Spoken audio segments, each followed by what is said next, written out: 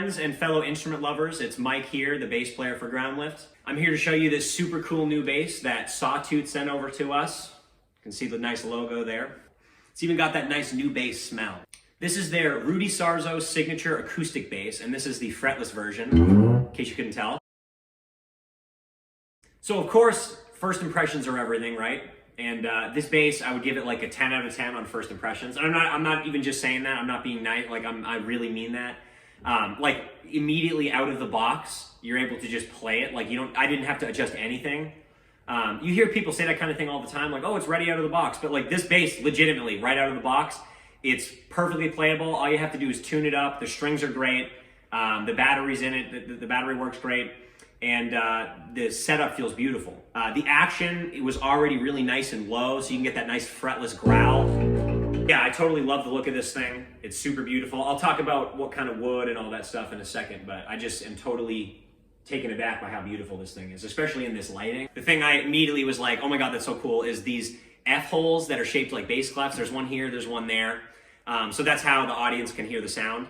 But then also what's really cool is they have this little teardrop F-hole up here for the player, so that way when you're playing, it's actually also coming at you. Sometimes when you play an acoustic guitar, all the sound comes out of that, and it can be out of the front, it can be hard to hear. But this way, you have your own little built-in monitor. But yeah, number one thing, if you're looking for just like convenience, this is the bass to get, because it required zero effort to just pick it up and start playing. Just some technical details about this thing. We'll start up at the headstock. It's got these super nice antique looking tuners. I don't really know totally the technical details about them, but they work great. They're easy to turn and they look super awesome. You have that pretty Sawtooth logo on the headstock, which I love. The entire bass, or like 99% of it, I guess, is made of flame maple. So you can see the nice flame maple top. Then you have these super cool flame maple sides and that awesome teardrop I talked about earlier. And then the back just like blows my mind. I love that stripe down the middle. And that flame maple really comes through on the back, especially in this like awesome influencer lighting. So basses that I usually play, like this other Sawtooth behind me, I really like a thinner neck a lot of the time. But this bass, at least compared to my other basses, has kind of a fatter neck, which is really interesting because every time I pick up this bass, it kind of makes me play a little different, which I love. It's got an ebony fingerboard, which feels totally great, very easy to play, really nice sustain. And then another detail, which I thought was really cool, is these little fret markers in here are actually also made of flame maple. So I love that little detail in there. It has this beautiful hand-rubbed finish on it, so it almost feels like a violin when you touch it. So it gives the instrument like this classical feel, which is really fun. And then, as most of you know, Groundlift is a very loud rock and roll band. So if you're gonna have an acoustic guitar, you gotta have a nice Fishman preamp in there. So yeah, this is for plugging the bass in. Right now I have the bass coming out of my Fender amp here. And then it also has a built-in tuner, which is nice.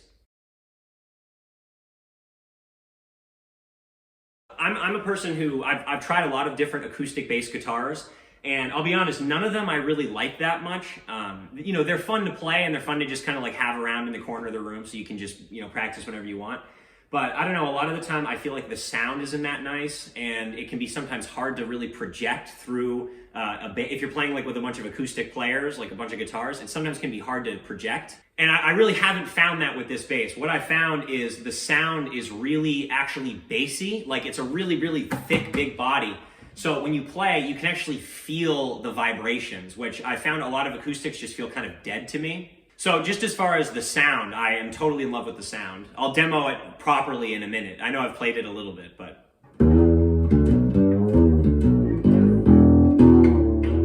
Another fun thing about this bass is that it's got 24 frets and you can actually reach the 24th fret.